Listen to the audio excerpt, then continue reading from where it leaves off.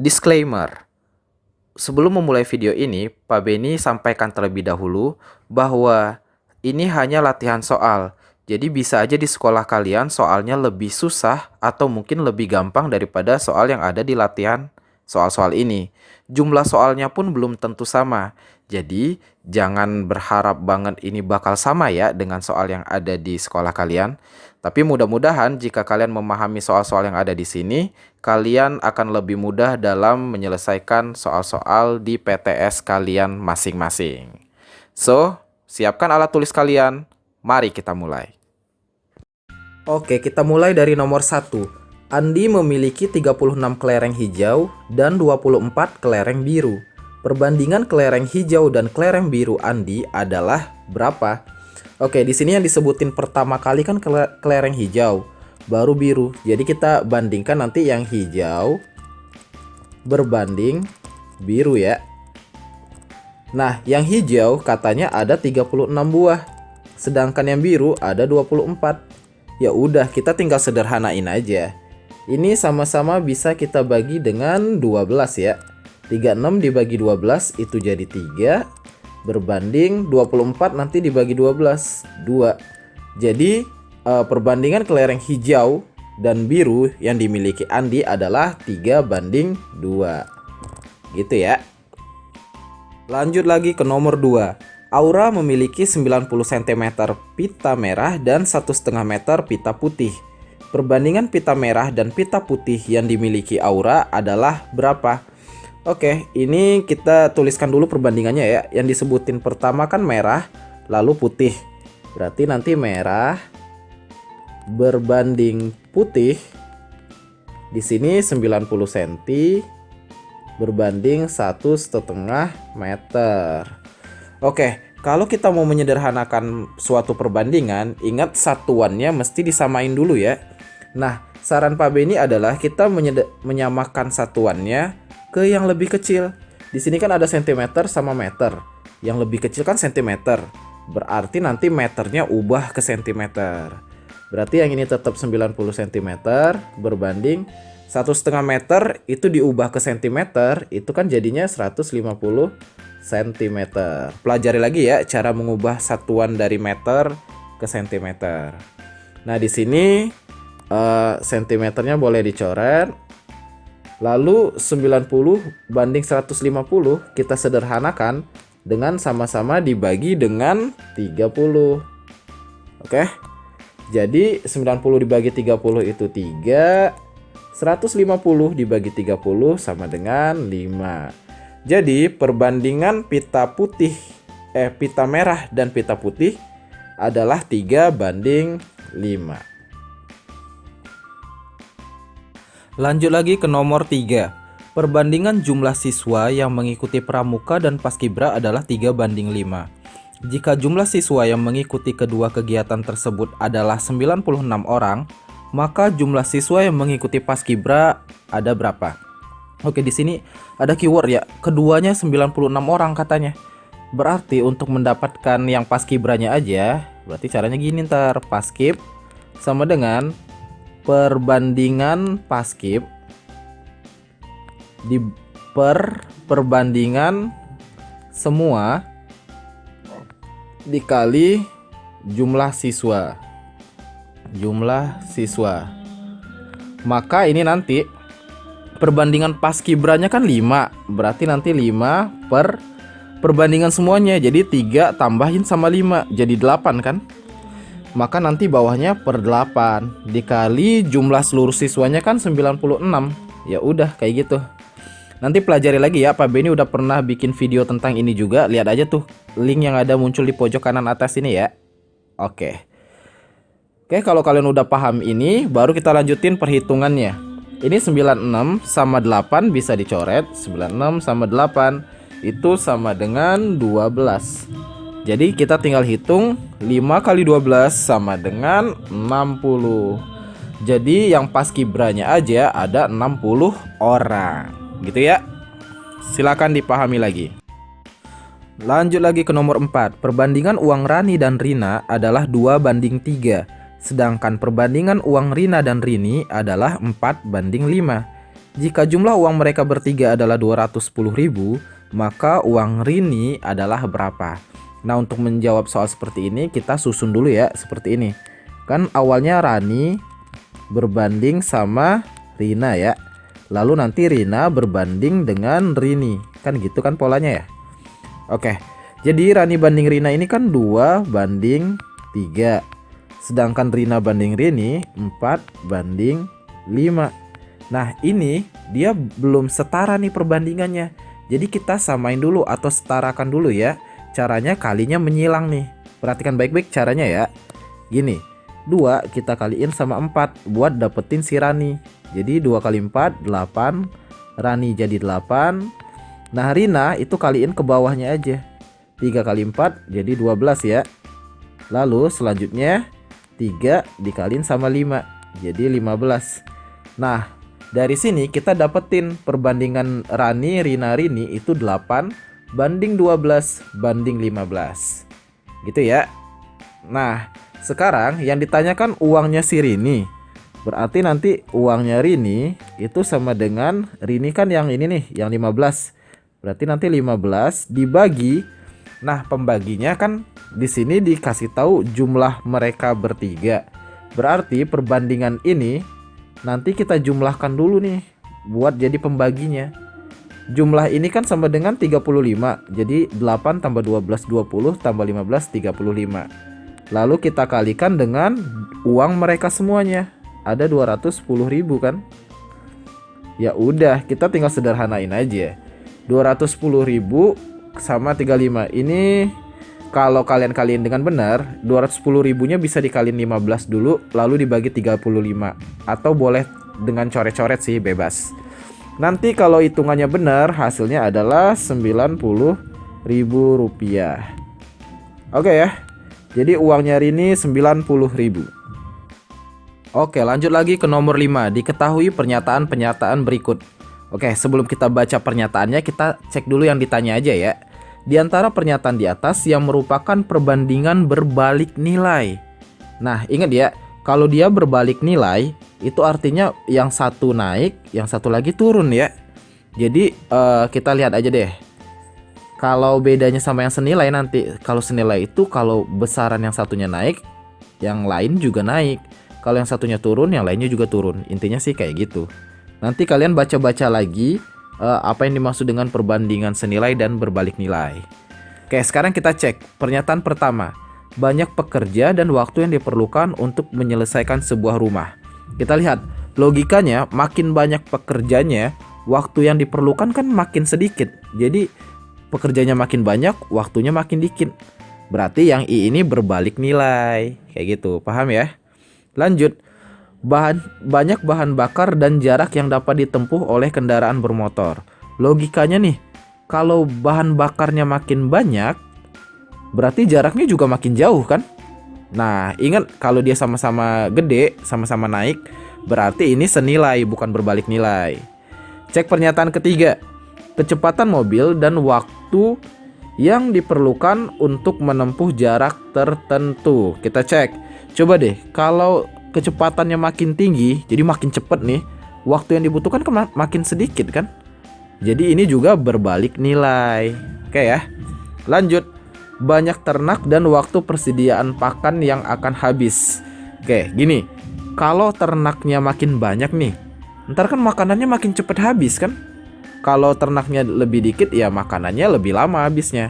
Maka kalau ternaknya makin banyak, waktunya makin dikit. Jadi ini juga berbalik nilai. Oke ya. Lanjut. Pernyataan terakhir, banyak penjahit dan banyak baju yang dibuat. Kalau ini jelas pasti senilai. Kenapa? Karena makin banyak penjahitnya, ya baju juga makin banyak dong. Baju makin banyak, penjahit makin banyak, baju makin banyak juga. Jadi yang kelima ini adalah senilai. So, kalau soal ini yang ditanyanya yang berbalik nilai, maka pernyataan yang tepat adalah yang 1, 3, dan 4. Oke, lanjut ke nomor 6. Sebuah mobil memerlukan 6 liter bensin untuk menempuh jarak 96 km. Jika mobil itu menempuh jarak 400 km, maka bensin yang dibutuhkan adalah berapa? Oke, kita tulis dulu aja biar rapi nih, biar kalian paham. Kan yang dibandingkan itu bensin sama jarak kan, ya kan?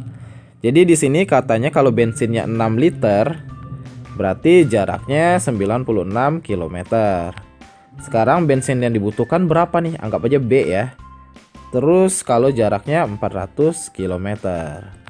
Ini kan perbandingan senilai karena kalau bensinnya makin banyak, jarak juga makin jauh. Maka untuk mengerjakannya kita tinggal kali silang. Ini ke sini, ini ke situ. Oke ya. Jadi nanti untuk dapetin bensin sama dengan 6 liter dikali 400 km. Liternya gak usah ditulis deh biar mudah perhitungannya ya. Jadi kita langsung aja 6 dikali 400 dibagi 96. Oke ya. Lanjut, kita tinggal sederhanain. Di sini bisa disederhanain. Ini 6 sama 96. Ini bisa jadi berapa nih? Kira-kira 16 ya. Oke, 400 dibagi 16 itu jawabannya adalah 25. Jadi bensin yang dibutuhkan adalah 25 liter. Gitu ya. Oke, lanjut ke nomor 7. Perhatikan tabel berikut. Tabel di atas itu menunjukkan waktu yang dibutuhkan oleh seorang pengrajin sepatu untuk membuat sepatu. Berapa hari waktu yang dibutuhkan untuk membuat 100 buah sepatu ya, pertanyaan kayak itu. Nah, di sini kita bisa lihat kalau makin banyak sepatunya, waktu yang diperlukan untuk mengerjakannya pasti makin banyak dong. Jadi ini perbandingan senilai. Sama seperti nomor sebelumnya, kita tinggal kali silang aja. Oke ya. Jadi nanti untuk dapetin X sama dengan 100 dikali 9 dibagi dengan 30. Gitu aja ya. Nolnya boleh dicoret nih. 1 9 bisa dibagi sama 3 jadi 3. Jadi X 10 kali 3 berarti 30. Jadi waktu yang diperlukan adalah 30 hari ya. 30 hari. Udah gitu aja. Lanjut lagi ke nomor 8. Pak Badar membeli 3 jaket seharga Rp675.000. Jika Pak Badar ingin membeli 1 kodi jaket untuk dijual kembali, maka harga yang dibayar Pak Badar adalah berapa? Oke, ini untuk mempermudah aja ya. Pak Beni buatin semacam tabel lagi aja. Berarti di sini jaketnya, di sini harganya. Nah, katanya kan kalau 3 jaket harganya Rp675.000. Lalu kalau misalkan 1 kodi berapa?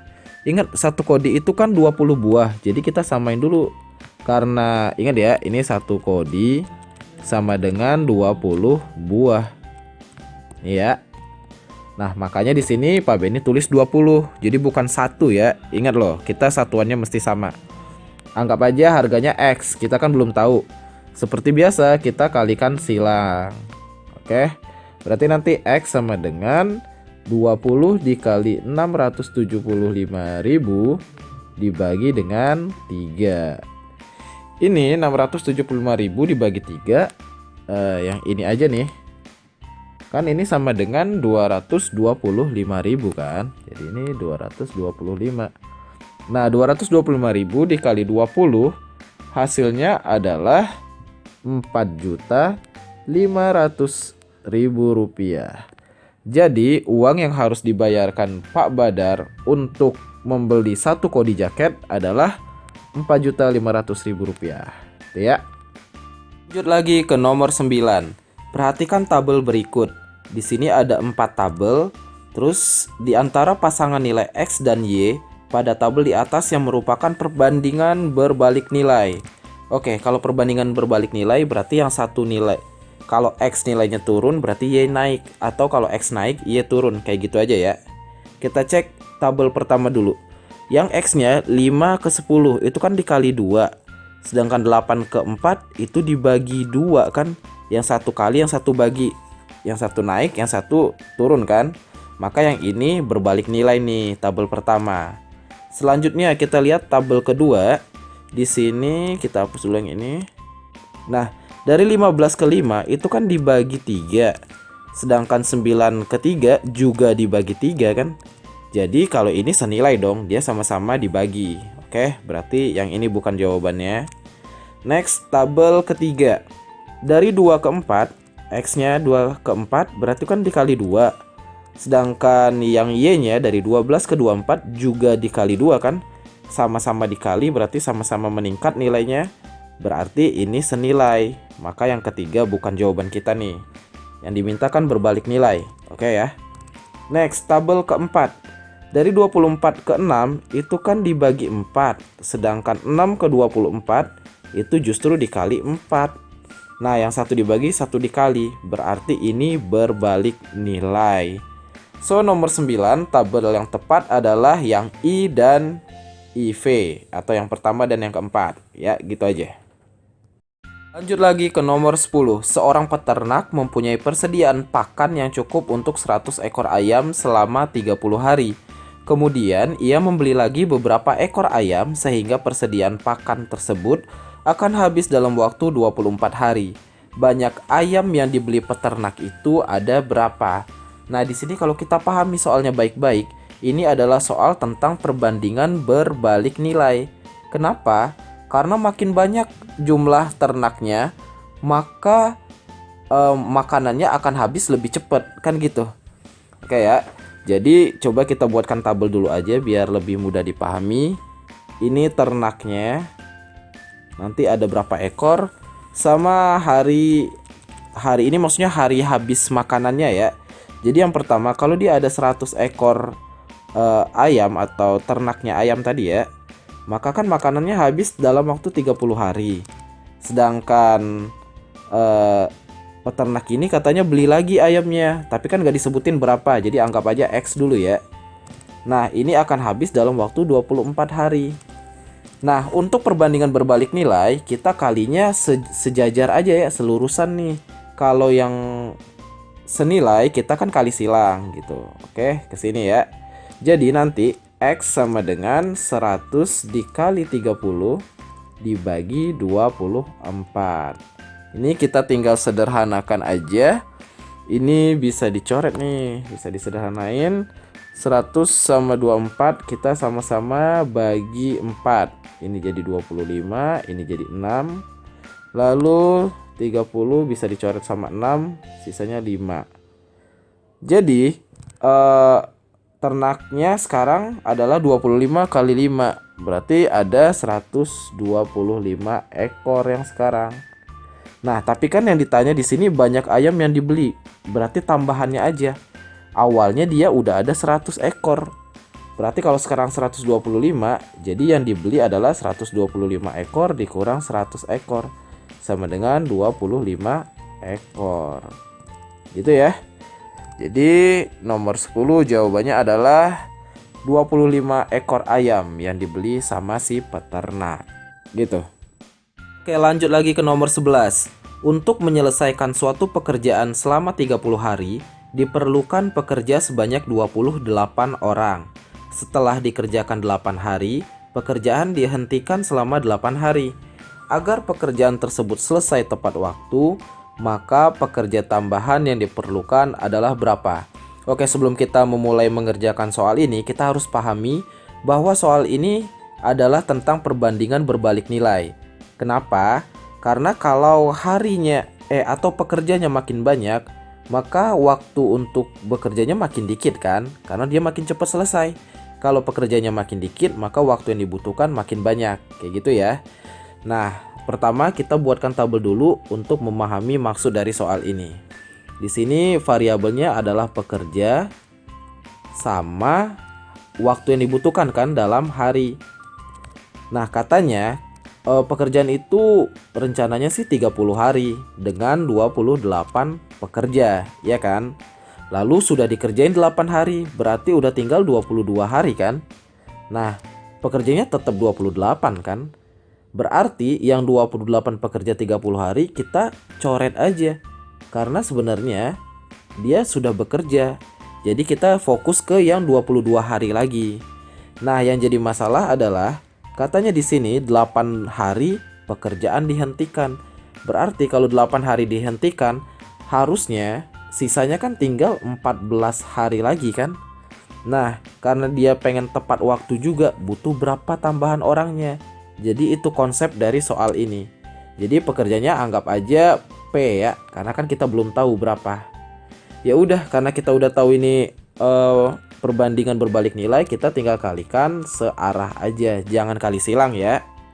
Oke, lanjut. Berarti nanti P sama dengan 28 dikali 22 dibagi 14. Ini bisa disederhanain, 28 dibagi 14 itu 2. Jadi pekerjanya sekarang harusnya adalah 44 pekerja ya. 44 pekerja. Nah, awalnya kan sudah ada 28 orang. Berarti tambahannya berapa? Tinggal 44 pekerja tadi dikurang 28 pekerja yang udah ada. Jadi, seharusnya tambahannya adalah 16 pekerja. Kayak gitu ya. Jadi, silakan dipahami lagi soal ini. Oke, lanjut lagi ke nomor 12. Sebuah peta dibuat dengan skala 1 berbanding 5 juta. Jika jarak antara kota A dan B pada peta tersebut adalah 5 cm, maka jarak sebenarnya adalah berapa? Oke, sebenarnya kita nggak perlu rumus untuk menjawab soal ini. Kita pakai logika aja ya. Kan maksud dari skalanya 1 banding 5 juta, artinya 1 cm digambar itu kan sama dengan 5 juta senti aslinya kan, 5 juta senti aslinya. Nah, sekarang di gambarnya ternyata jarak antara A ke B itu 5 cm. Berarti kalau 1 cm aja 5 juta, berarti kalau 5 cm ya tinggal 5 dikali 5 juta dong, ya kan? Jadi jarak A ke B itu aslinya tinggal 5 kali 5 juta atau 25 juta sentimeter. Nah, karena jarak sebenarnya itu biasanya dalam kilometer, maka dari sentimeter ini kita ubah ke kilometer. Ingat, sentimeter ke kilometer itu kan naik 5 tingkat. Kalau naik 5 tingkat berarti kita hapus aja nolnya 5. Jadi kita hapus di sini 5 nolnya. Set. Maka jawabannya adalah 250 km. Gitu ya. Lanjut lagi ke nomor 13. Jarak kota Semarang dan Yogyakarta pada peta adalah 4 cm. Jika jarak sebenarnya 128 km, maka skala yang digunakan peta tersebut adalah berapa? Oke, sekarang kita jawab berdasarkan konsepnya aja ya. Skala itu kan perbandingan antara jarak pada petanya dibandingkan dengan jarak sebenarnya, ya kan? Jarak pada peta itu ada 4 cm berbanding 128 km. Nah, ingat ya, perbandingan berarti satuannya mesti sama.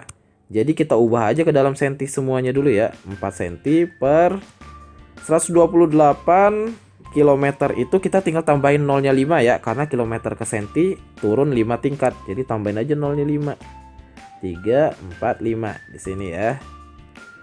Oke deh, kita tinggal sederhanakan sentinya.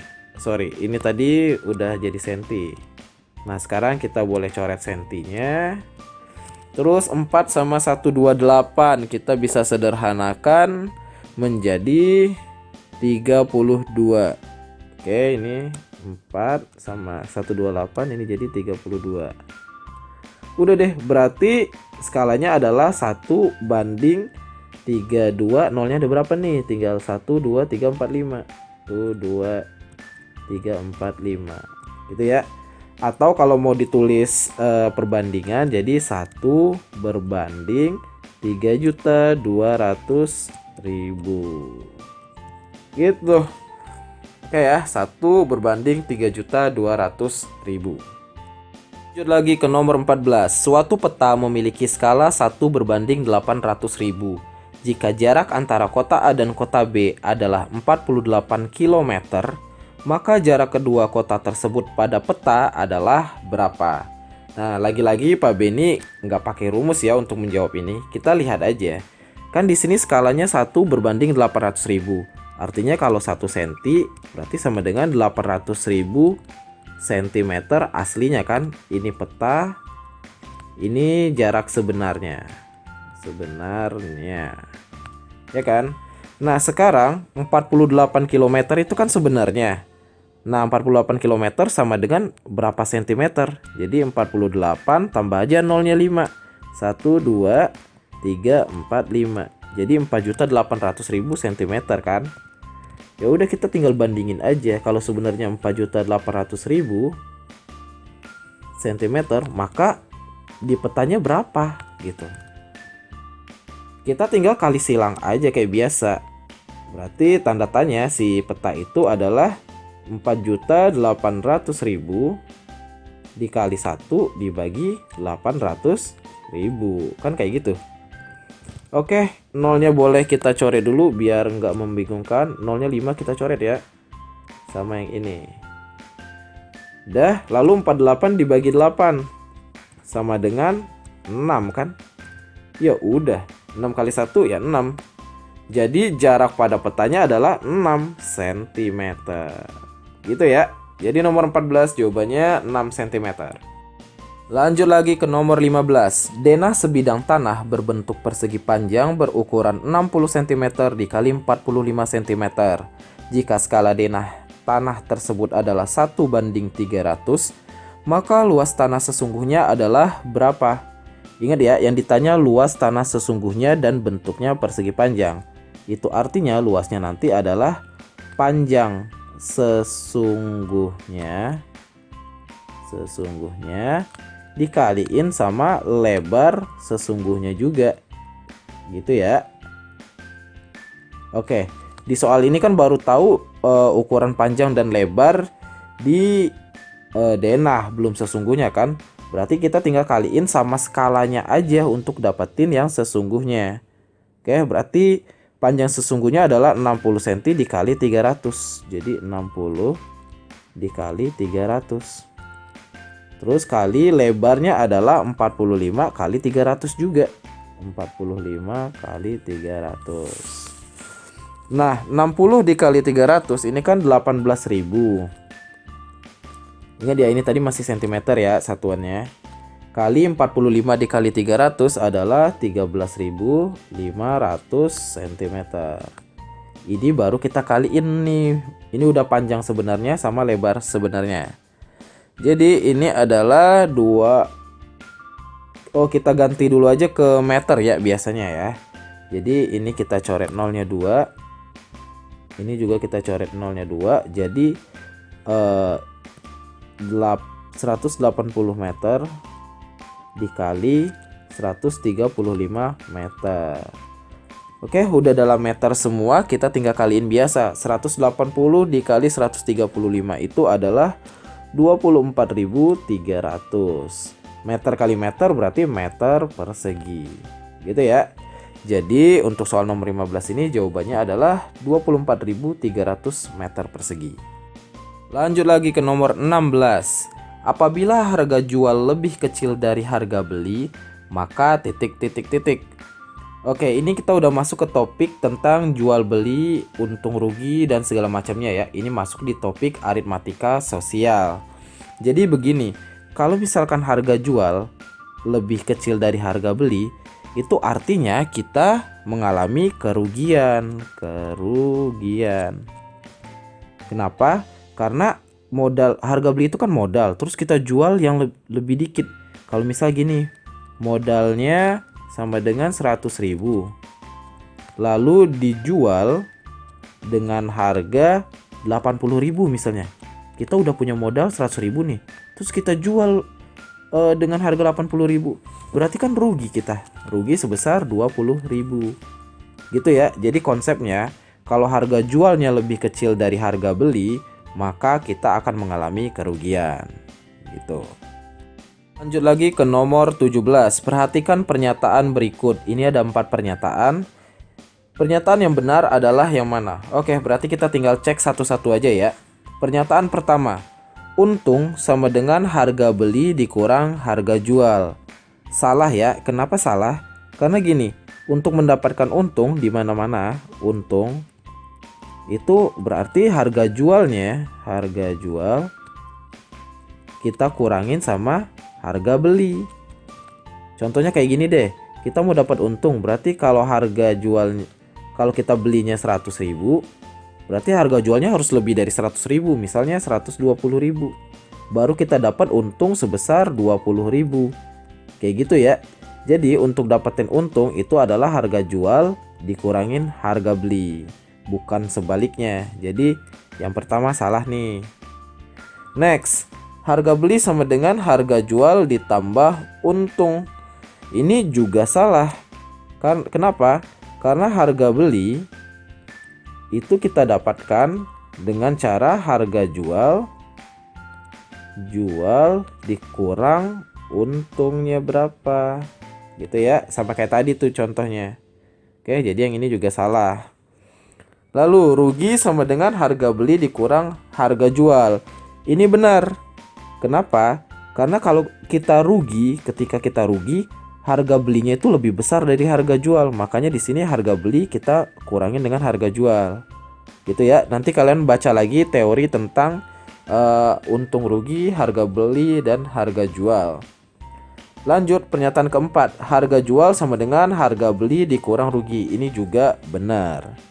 Jadi pernyataan yang benar adalah pernyataan nomor 3 dan nomor 4. Lanjut lagi ke nomor 18. Seorang pedagang membeli jeruk seharga 450.000 dengan ongkos angkut 20.000. Setelah terjual habis, pedagang itu memperoleh 560.000. Dalam keadaan ini, pedagang memperoleh titik-titik sebesar titik-titik. Oke, kita cek dulu ya. Di sini kan pedagang itu dia harga belinya HB, harga beli sama dengan 450.000. Lalu ongkos angkut sama dengan 20.000. Jadi total modalnya ya harga belinya ditambahin sama jasa angkutnya ya. Berarti sama dengan 470.000. Ini modalnya nih segini. Lalu dia jual tuh jeruk-jeruknya terus mendapatkan uang, berarti harga jualnya ya sebesar 560.000. Kita lihat kalau harga jualnya lebih besar daripada modal atau total harga beli plus angkut ini, maka berarti dia pasti untung karena jualnya lebih besar daripada modalnya. Gitu ya. Nah, kita berarti untuk titik-titik yang pertama nih memperoleh untung di sini. Jawabannya ya. Lalu sebesar berapa rupiah? Ya kita tinggal kurangin aja. Untung sama dengan harga jual dikurangin sama modal. Jadi harga jualnya 560.000 kita kurangin sama 470.000. Maka keuntungan yang didapat oleh pedagang itu adalah sebesar 90.000 rupiah. Gitu ya. Berarti di sini kita tulis saja Rp 90.000. Jadi nomor 18 kayak gitu. Lanjut lagi ke nomor 19. Seorang pedagang elektronik membeli sebuah kulkas seharga Rp3.500.000 dan dijual kembali dengan harga Rp3.850.000. Persentase keuntungan pedagang tersebut adalah berapa? Oke, sekarang gini. Kita cek dulu untungnya berapa ya, baru kita cari persentasenya. Untungnya berarti kan sama dengan harga jualnya dikurang harga belinya ya, atau modalnya. Jadi harga jualnya itu Rp3.850.000. Kita kurangkan dengan Rp3.500.000. Berarti untung yang didapatkan oleh pedagang tersebut adalah sebesar Rp350.000. Gini ya. Lalu kalau kita mau cari persentase untung itu caranya adalah untungnya dibagi dengan harga beli atau modal dikali dengan 100%. Nah, untungnya tadi kan 350.000. Kita bagi dengan harga belinya adalah 3.500.000. Lalu nanti dikali 100%. Ini sederhanain aja. Nolnya boleh dicoret, di sini 4, di sini 4 juga. Lalu 0 yang di sini boleh coret 1, ini boleh coret 1. Jadi 35 dibagi 35 habis dong, ya kan? Berarti tinggal 1 kali 10%. Jadi jawabannya adalah 10%. Lanjut lagi ke nomor 20. Pak Rudi membeli sebuah sepeda seharga Rp850.000. Apabila Pak Rudi menghendaki keuntungan sebesar 20%, maka harga jual sepeda tersebut harusnya berapa?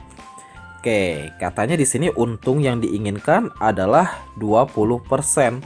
Jadi nanti untungnya berapa? Kita hitung ya. Untungnya kan katanya 20%. Berarti kan 20 per 100 dari harga belinya dikali HB. Jadi 20 per 100 dikaliin sama 850.000. Ini kita tinggal sederhanain aja. Hasilnya adalah Rp170.000 gitu ya. Nanti ini kalian hitung sendiri aja ya. Selanjutnya, kalau kita udah dapat untungnya berarti dia harus jual berapa? Berarti HJ, harga jual, adalah harga beli ditambahin sama untung. Kita tinggal tambahin aja, harga belinya kan 850.000. Terus tambahin sama untung yang diinginkan berarti 170.000. Berarti dia harus menjual sepeda itu sebesar Rp1.020.000 gitu ya. Jadi nomor 20 harga jualnya adalah Rp1.020.000. Nomor 21. Rina ingin membeli sepatu di toko Ramayana. Apabila harga sepatu Rp250.000 dan toko itu memberikan diskon sebesar 10%, maka harga yang harus dibayar oleh Rina adalah berapa? Oke, ingat diskon itu artinya potongan harga. Jadi kita harus tahu dulu berapa diskonnya ya. Ini kan masih dalam persen, belum dalam rupiah. Jadi kita hitung dulu diskonnya adalah 10%, itu kan 10 per 100 dikaliin sama harga aslinya Rp250.000. Berarti nanti diskonnya adalah sebesar Rp25.000. Oke ya. Ini ngitungnya gini aja. 0 yang ini boleh dicoret, terus 1 lagi. Udah kan? Jadi Rp25.000. Nah, sekarang tadi kan diskon itu potongan harga. Berarti yang harus dibayar adalah harga aslinya dikurangin sama diskonnya. Nah, harga aslinya tadi kan Rp250.000. Diskonnya Rp25.000. Ya, tinggal kurangin aja. Rp250.000 dikurang Rp25.000.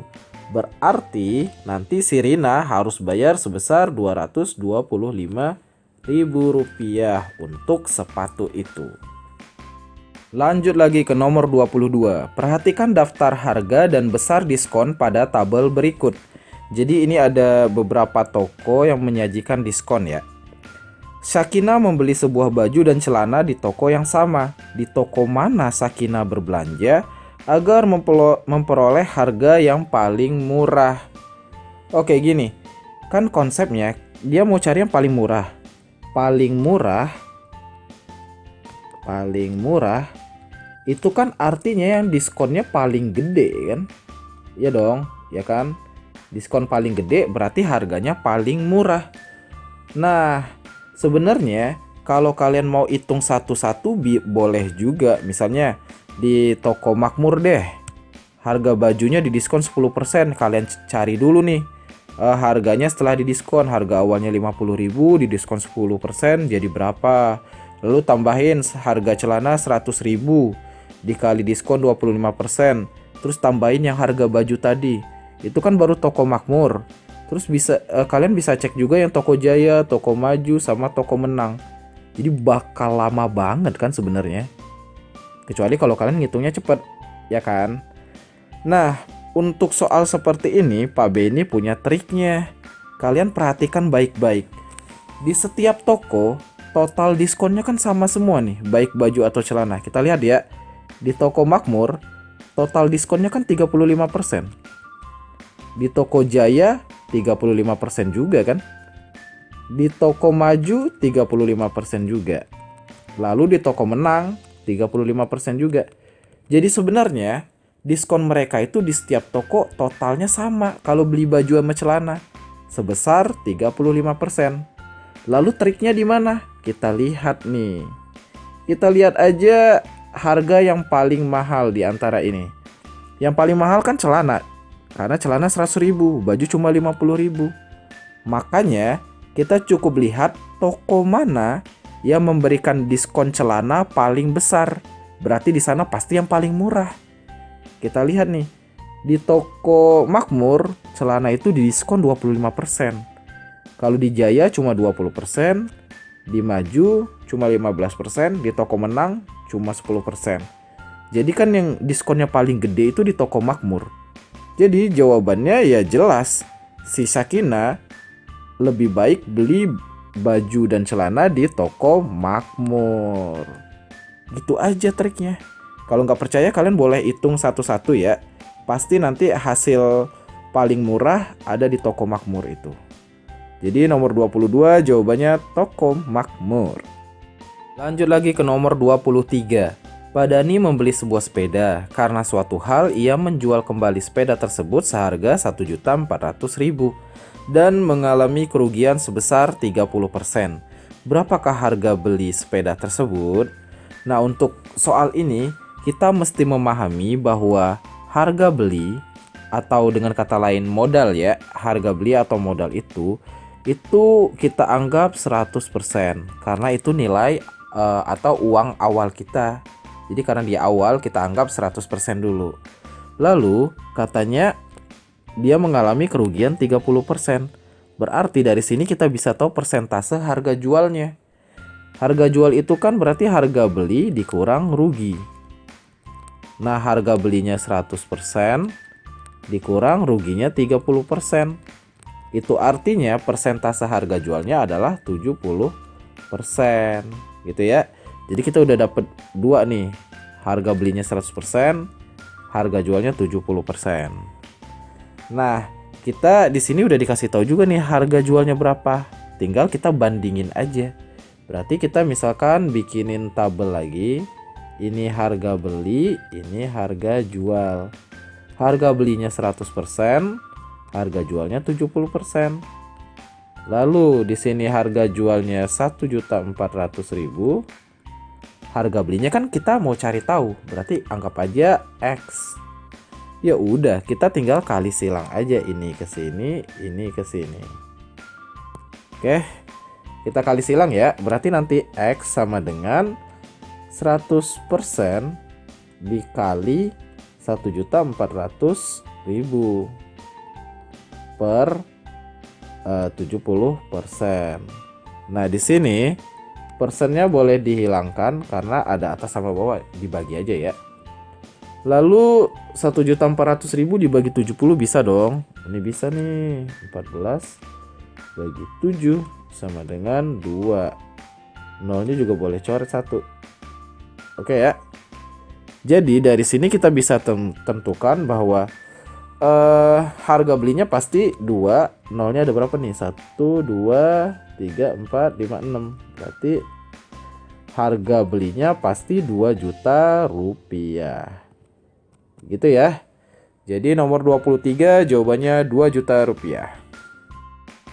Oke, lanjut ke nomor 24. Perhatikan pernyataan berikut. Di sini ada 3 pernyataan. Yang ditanya pernyataan yang benar yang mana? Oke, ini kita mempelajari konsep bruto, neto, dan tara. Kalian mesti paham dulu apa itu bruto, apa itu neto, dan tara.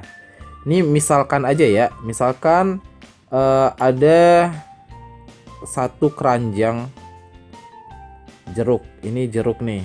Jeruk. Ini keranjangnya. Keranjang. Nah, yang namanya bruto itu atau dengan bahasa lain tuh berat kotor. Berat kotor. Berat kotornya berarti sama dengan berat jeruk. Berat jeruk ditambahin sama berat keranjang. Berat keranjang. Gitu ya. Ini konsep dari bruto nih. Bruto itu berat jeruknya sama keranjangnya, jadi isinya sama tempatnya. Itu bruto. Sedangkan tara ini adalah berat keranjangnya doang. Berat keranjang aja. Keranjang aja. Jadi kalau keranjangnya doang itu berarti si tara nih. Sedangkan neto itu berat jeruknya aja. Berat jeruk aja. Jadi neto itu atau dengan kata lain bisa disebut dengan berat bersih ya. Berat bersih. Jadi neto itu isinya. Jadi kalau misalnya ada suatu benda di dalam wadah, nah neto itu si isinya aja, sedangkan wadahnya atau ini di sini kan keranjang wadahnya. Nah, wadahnya itu disebut tara. Paham ya konsepnya ya? Jadi intinya bruto itu berarti penjumlahan antara neto dan tara. Berarti bukan kurang ya, harusnya penjumlahan nih. Jadi pernyataan pertama salah. Lalu neto berarti sama dengan bruto ditambah tara. Salah juga. Karena neto ini kan berat jeruk aja. Berarti harusnya bruto dikurangin sama tara. Ini tandanya salah nih, harusnya kurang. Berarti ini salah. Pernyataan ketiga, tara sama dengan bruto kurang neto. Bener. Lihat, brutonya kan berat jeruk plus keranjang. Kalau dikurangin sama jeruknya berarti tinggal keranjang aja kan. Berarti kan sama dengan tara tuh. Jadi yang ini bener nih. So, nomor 24 yang benar hanya pernyataan nomor 3. Lanjut lagi ke nomor 25. Katanya Pak Abdul membeli sekarung beras dengan berat kotor 50 kg dan taranya 1%. Berapakah berat bersih beras tersebut? Oke, kita hitung dulu taranya ya.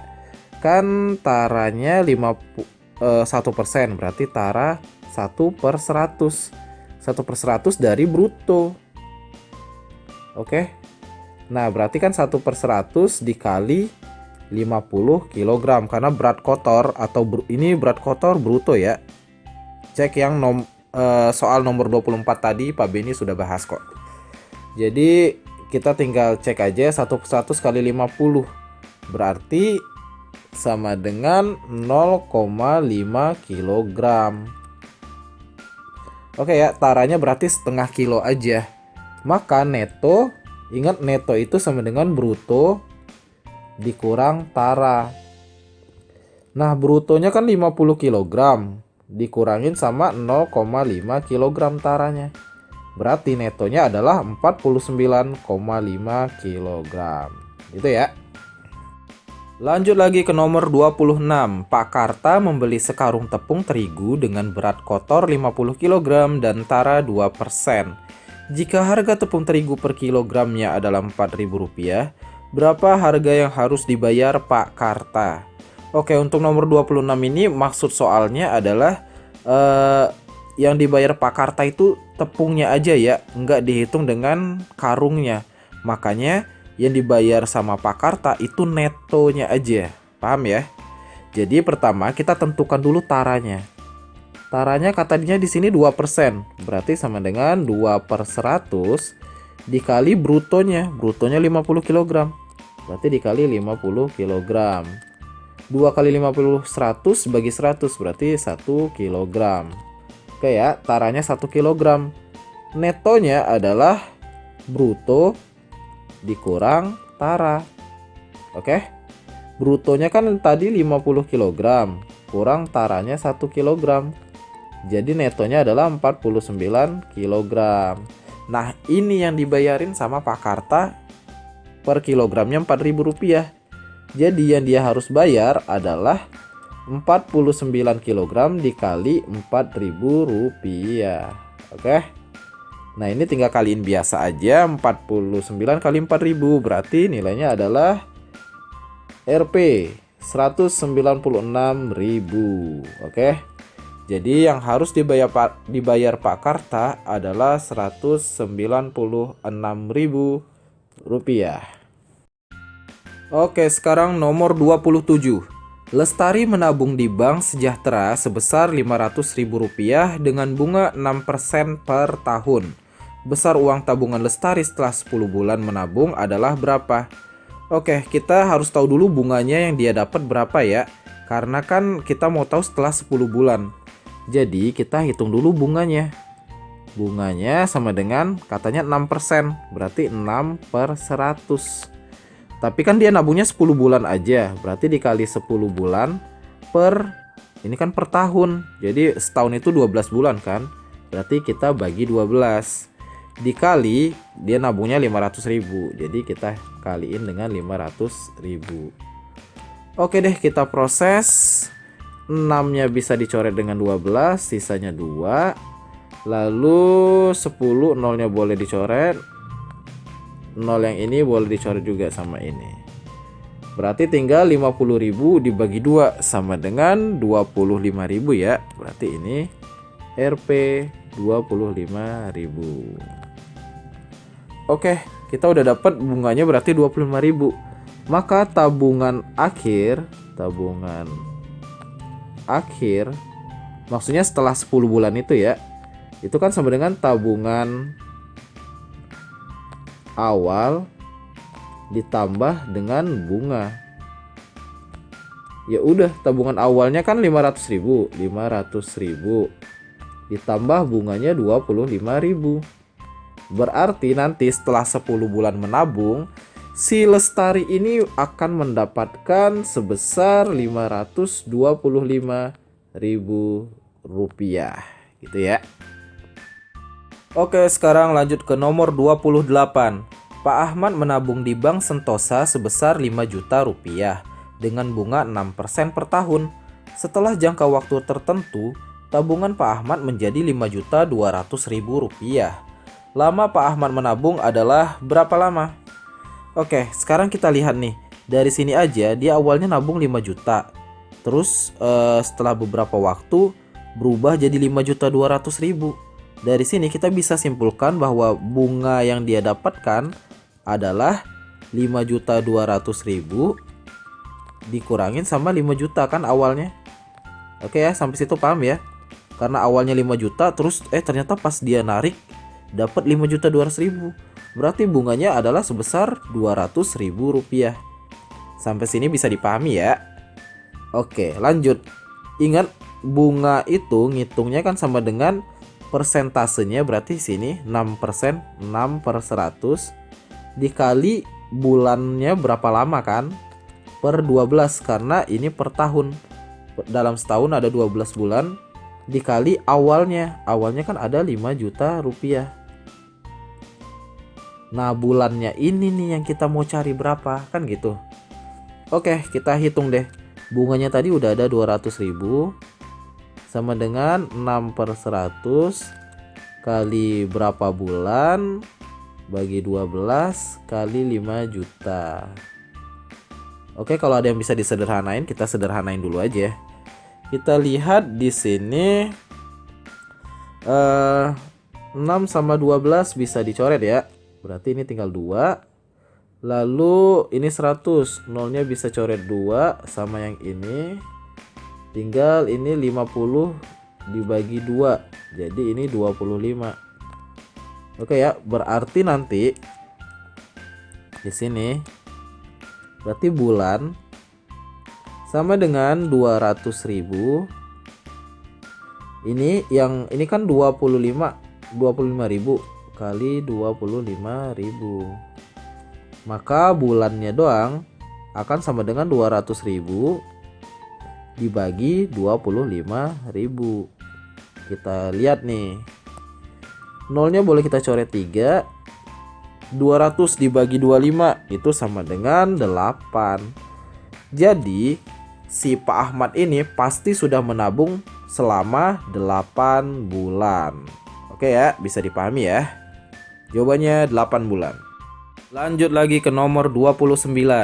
Pada sebuah koperasi simpan pinjam, Pak Surya meminjam uang sebesar 1 juta rupiah dengan bunga 10% per tahun. Jika ia meminjam selama 1 tahun, maka besar angsuran setiap bulannya adalah berapa? Jadi dia minjem terus bayarnya nyicil per bulan ya. Oke, pertama yang perlu kita tahu adalah bunganya berapa. Oke, bunga berarti sama dengan Dia udah nabung selama 1 tahun katanya, dan bunganya 10%, berarti 10 per 100 dikali lamanya adalah 12 bulan kan, 12 bulan per 12 bulan juga, karena bunga ini per tahun, dikali awalnya, berarti ini ada 1 juta.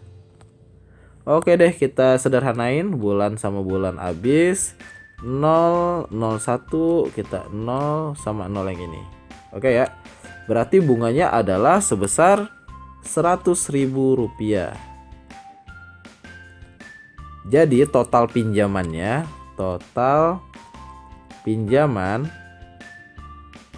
itu kan berarti pinjaman awal ditambahin sama bunga dong. Jadi bunganya dia harus bayar juga kan. Berarti awalnya ada 1 juta rupiah dia minjem, ditambahin sama bunganya 100.000 rupiah. Berarti total pinjaman yang harus dikembalikan sama Pak Surya ini adalah sebesar sebesar 1.100.000 rupiah. Gitu ya. Nah, total pinjamannya 1.100.000, tapi dia mau angsur setiap bulan. Dia kan selama 1 tahun, berarti ada 12 bulan. Jadi angsurannya nanti, angsuran sama dengan 1.100.000 rupiah dibagi 12 bulan, karena dia ngangsur 1 tahun ya. Kalau dia minjamnya selama 10 bulan, berarti nanti per 10, kayak gitu aja. Oke, ini tinggal dibagi aja, 1.100.000 dibagi 12. Hasilnya adalah kurang lebih 91.666 rupiah. Jadi segini ya. Ini angkanya nggak enak sih, tapi mungkin di soal yang sebenarnya angkanya lebih bagus daripada ini. Tapi cara mengerjakannya kurang lebih kayak gini, kalian pelajari lagi baik-baik. Oke? Oke, ini adalah soal terakhir di latihan kali ini. Soal nomor 30. Pak Daniel meminjam uang di bank sebesar 30 juta rupiah dengan bunga 15% per tahun. Jika ia meminjam selama 20 bulan, maka besar angsuran setiap bulannya ada berapa? Sebenarnya soal yang nomor 30 ini setipe dengan yang nomor 29 yang tadi sudah kita bahas. Jadi kalau kalian yang tadi udah paham, yang ini seharusnya bisa dikerjakan dengan lebih mudah juga. Oke, yang pertama kita lakukan adalah hitung bunganya dulu. Bunga sama dengan berapa persen? Di sini 15%. Berarti 15 per 100 dikali berapa bulan? Katanya di sini 20 bulan. Berarti 20 per setahun itu ada 12 bulan, berarti per 12 gitu ya. Dikali awalnya ada 30 juta. Oke, selalu polanya gitu ya. Persentasenya, lama menabungnya, sama awalnya. Oke, kita sederhanain yang bisa disederhanakan. Di sini 15 sama 12 sama-sama bagi 3 aja. Berarti di sini 5, di sini 4. Lalu 20 bisa dong dibagi 4, hasilnya kan 5. Oke.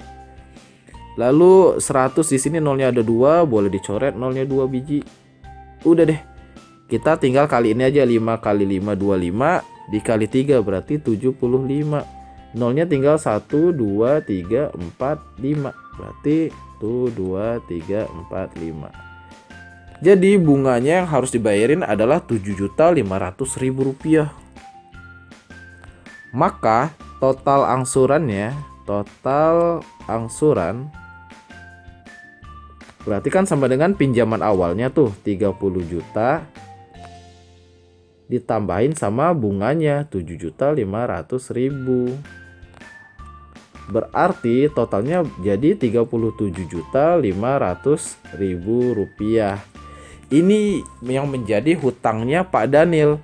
Dia mau angsur selama 20 bulan, berarti tinggal bagi aja. Angsuran per bulan, angsuran sama dengan 37.500.000 dibagi 20 bulan. Ingat ya, dia mau 20 bulan. Kalau misalnya di sini ditulis 10 bulan, nanti baginya 10 gitu ya. Oke, tinggal dibagi aja 37.500.000 dibagi 20. Hasilnya berarti nanti akan sebesar 1.875.000 rupiah. Gitu ya. Jadi angsuran yang akan dibayar Pak Daniel selama 20 bulan, setiap bulannya adalah Rp1.875.000. Oke, itulah pembahasan latihan soal PTS Matematika kelas 7 untuk semester genap tahun 2020 ini. Semoga kalian bisa memahaminya dengan mudah ya. Jika kalian menyukai video ini, silakan klik like dan share kepada teman-teman kalian yang mungkin juga membutuhkan materi latihan ini. Terima kasih sudah menonton dan ciao.